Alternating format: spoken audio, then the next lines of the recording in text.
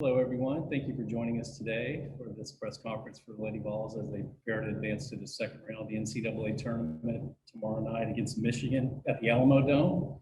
You're joined by Tennessee head coach Kellie Harper, who recorded her first career win as Lady Vol head coach in the NCAA tournament and is now 3-1 in her last two seasons playing in the tournament. With that, we'll turn it over to Coach to with an opening statement, and then we'll take your questions. Coach? Yeah, we're excited to be advancing and, really proud of our team for getting the first round win, taking care of business there. We know we have a really tough opponent in Michigan. They've got great post, great guard, the right pieces. They're obviously coming from a very physical league, have good size. So it's going to be a tough one, but we're excited about it. And we're ready to get out on the court and play.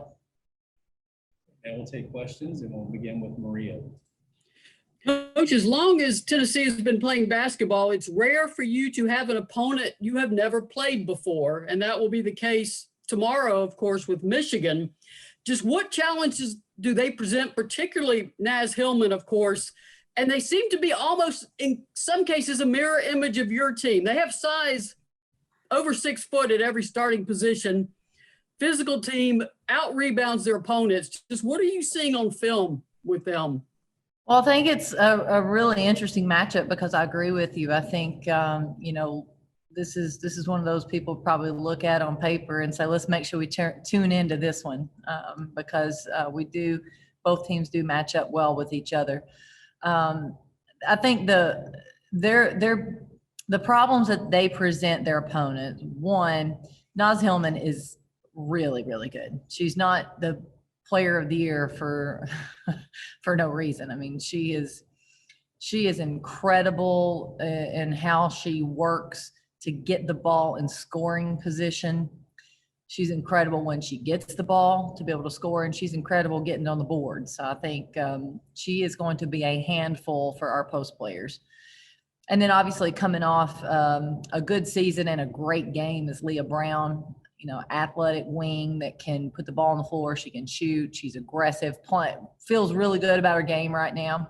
So obviously that's their 1-2 punch. And then I think there are other pieces. They have size, they have athleticism, they can shoot, they put the ball on the floor.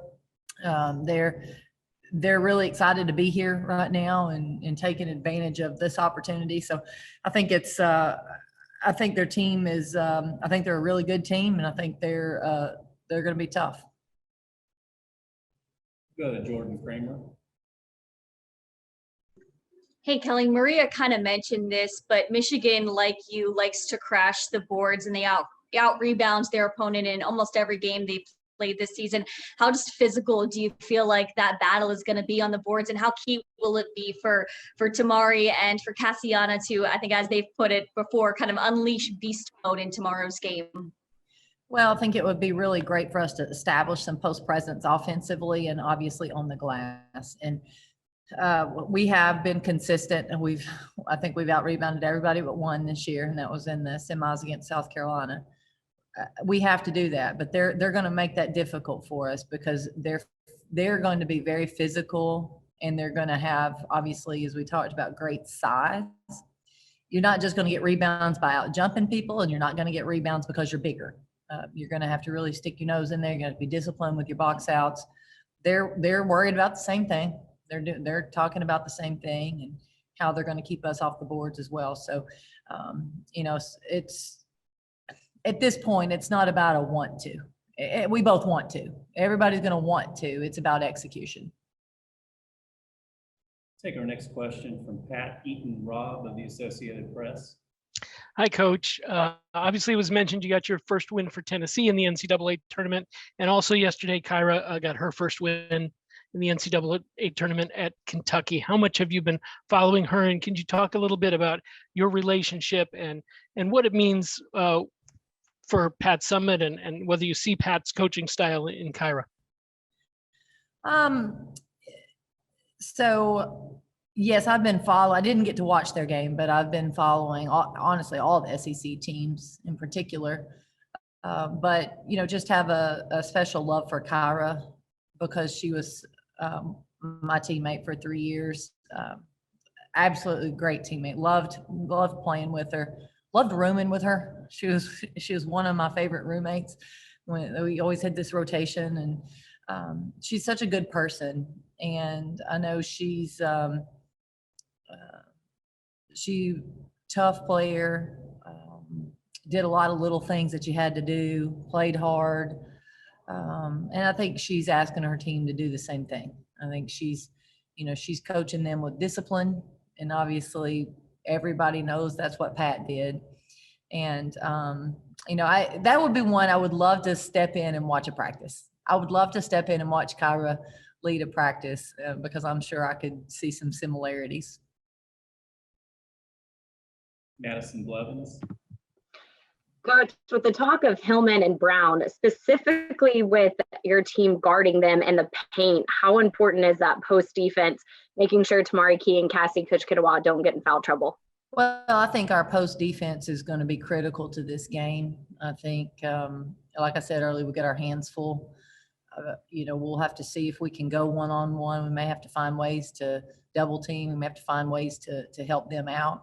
But, obviously we don't play a lot of people in that position. So keeping those two on the court, at least one of them on the court at all times, is going to be important. To do that, they're going to have to play pretty clean. Take your next question from Will. Yeah, not to kind of keep harping on the same subject, but how do you think the experiences in the SEC playing players like Aaliyah Boston and Ryan Howard, who kind of gets in the paint herself, just playing people like that have helped prepare you guys for this game? Yeah, I think one thing that we like to do when you get to this point, you try to compare certain players to people that we've seen and give them something to fall back on. And obviously in the SEC, when you have talented post players like Aaliyah Boston and several others, you look back to that and where you were successful and maybe where you weren't. We'll try to, as I think all teams do at this point, you try to draw from your experiences. And, when we're putting a game plan together, we talk about what we've done before and maybe what we haven't done that we just don't know if we can take that step. So I think as a coaching staff, really utilizing those experiences to give our team a really good game plan. And if that's a plan A, plan B, plan C, make sure we've got everything covered.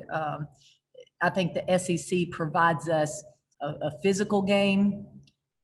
We've had to guard great guards. We've had to guard great post players. We've had to guard great rebounders. So I think you just try to go back to what made you successful in those moments.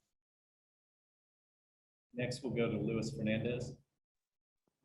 Hey, Kelly, more of a philosophical question. When you face a player who can score as well as Nas can, 50 points at one point this season, what do you do to adjust your defense accordingly? How do you focus on containing more than stopping? What's your experience been?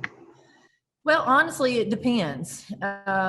Sometimes we talk about trying to. Typically, great players are not going to shut down. We're not going to keep her scoreless. That's just not going to happen. Sometimes you're trying to slow them down. Sometimes you're going to try to, cover everybody else and make her beat you. There's so many different philosophical ways to look at each game. I can't say that I have one particular way going into every game. It is different. It's different and it's different based on how we're playing at the time, how the opponent's playing at the time, what the matchups are. Are they favorable in other places? I think, as a team, we have to weigh those. If you've got to give up something, you've got to give up something probably pretty good at this point. This is a good basketball team. And so you're just, sometimes you're playing the numbers, sometimes you're playing the field and how the flow is going of the game. Right, we'll go back to Maria. Coach, no bus ride to Austin tomorrow. You get to play at the Alamo Dome. Will you get a chance to be on the court before you play, or with all the games, is that kind of hard still? Couldn't get in there today. We were in the convention center at our practice today, but we do have a scheduled shoot around in the morning. So we will be able to get in there and see the venue, get some shots up. For me, I want to check out that depth perception, see what that feels like. And, at least they're not walking in there at game time and, that being the first time they see it. So I'm really excited that we have that opportunity in the morning. Madison Blevins. Coach, you talked about it some in the beginning, but it really is crazy when you look at your team side by side on paper. You're almost matched in every category: points per game, rebounds, 3-point percentage, even assists and turnovers are pretty parallel with Michigan and Tennessee. So if you can pinpoint just like one thing where you're like, if we can win this area on the court, we're going to win, what would that be?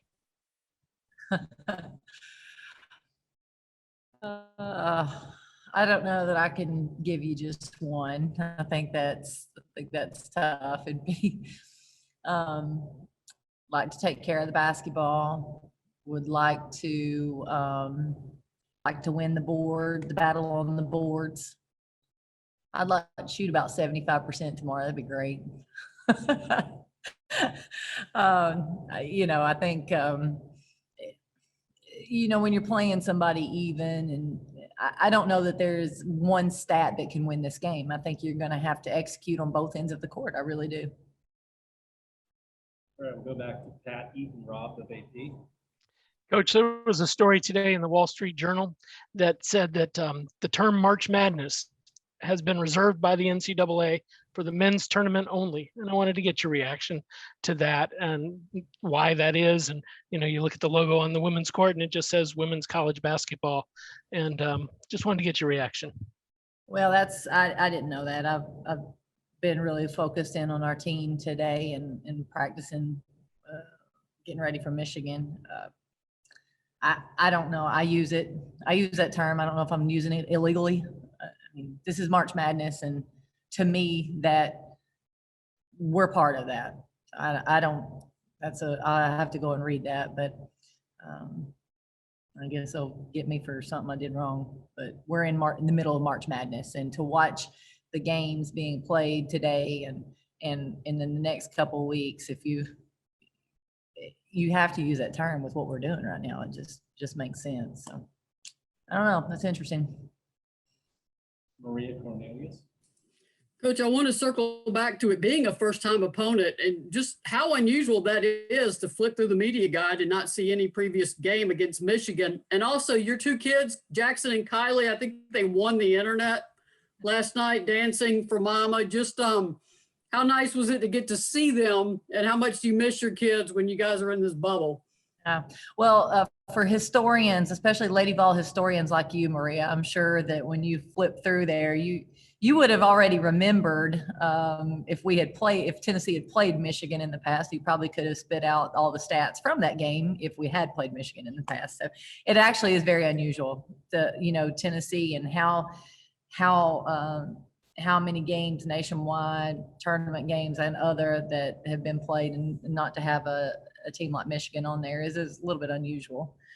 I think one thing, I'm so excited to be here, and we understand the bubble and understand we're here, we're in it, we hope to be in it a long time, but as a mom, it's hard. Thank goodness for FaceTime, because we can see the kids and they can send videos, and I talk to them multiple times per day, but it's hard. When your 2-year-old looks at you and says, you're going to get me in the morning, and you have to say no. And Jackson at least understands it a little bit more, but we're very fortunate that we have a nanny back home taking great care of them. But I'm ready to squeeze them. I don't want to go home to squeeze them yet, but I'm ready to squeeze them when I get to see them. All right, that'll conclude Coach's portion. Thank you, Coach, for joining us, and we'll have Jordan Walker shortly. All right, thank you, guys.